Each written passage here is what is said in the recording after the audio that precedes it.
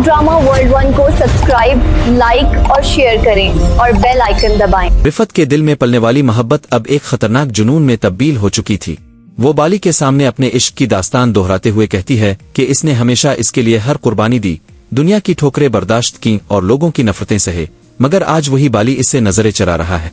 वो शको करती है कि इसने बाली के लिए न सिर्फ अपनी खुशियां कुर्बान की बल्कि दूसरों की जिंदगियां भी तबाह कर डाले, लेकिन किस्मत ने इसे इसके अपने महबूब से ही महरूम कर दिया।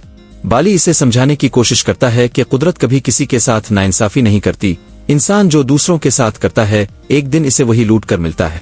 रिफत अपनी जिद और पागलपन का एतराफ करते हुए कहती है कि बचपन से ही वो ऐसी थी कि जो चीज इसकी ना हो वो किसी और की भी नहीं होने देती थी, और अब इसकी यही जिद इसकी जिंदगी को अंधेरों में धकेल चुकी है। दूसरी जानिब शफीक साहिब और खालदी अपने बेटों के बदलते रोवे पर शदीद दुख और मायूसी का शिकार दिखाई देते हैं। वो अफसोस करते हैं कि आजकल की औलाद वालिदैन की मोहब्बत, कुर्बानियों और इज्जत की कदर करना भूल चुकी है। खालदी रोते हुए कहती है कि शायद औलाद को इसलिए पाया लिखाया जाता है कि वो एक दिन अपने माँ बाप की बात मानने से इनकार कर दे, मगर फिर अचानक घर के माहौल में खुशी की लहर दौड़ जाती है जब फाइक अपने वालिदैन को ये खुशखबरी देता है कि वो जल्द दादा दादी बनने वाले हैं। ये खबर सुनते ही सबके चेहरों पर मुस्कुराहट आ जाती है और घर का उदास माहौल खुशियों में बदल जाता है। शफीक साहिब जज्बाती होकर पूरे मोहल्ले में मिठाई बांटने की बात करते हैं और अल्लाह का शुक्र अदा करते हैं कि उनके घर खुशी आने वाली है।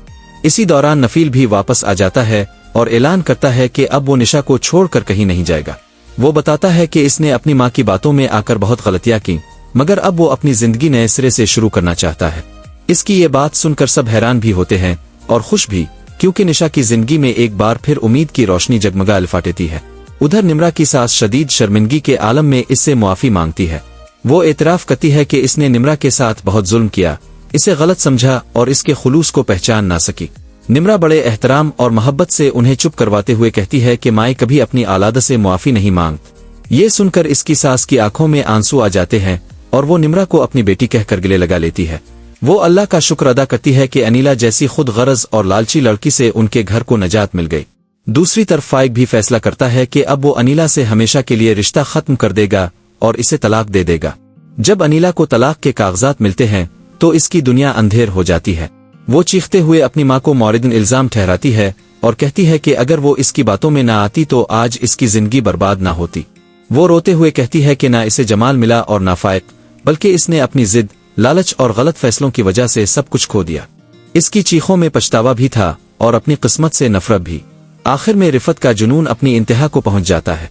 वो दुल्हन की तरह सज सावर कर बाली के सामने बैठती है, अपने झुमके, अंगूठी और सिंगार इसे दिखाते हुए रोती है और कहती है कि ये सब कुछ सिर्फ इसके लिए था। वो बार बार बाली को जगाने की कोशिश करती है, इसे इल्तिजा करती है कि वो अलफाटे जाए और इसे अकेला ना छोड़े। इसकी हालत ऐसी हो जाती है जैसे वो हकीकत और पागलपन के दरमियान कहीं खो चुकी हो।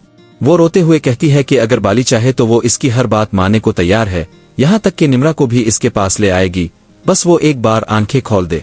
रिफत की चीखें, इसके आंसू और इसका बिखरा हुआ वजूद इस बात का सबूत बन जाते हैं कि हद से बड़ी हुई मोहब्बत इंसान को तबाही के सिवा कुछ नहीं देती।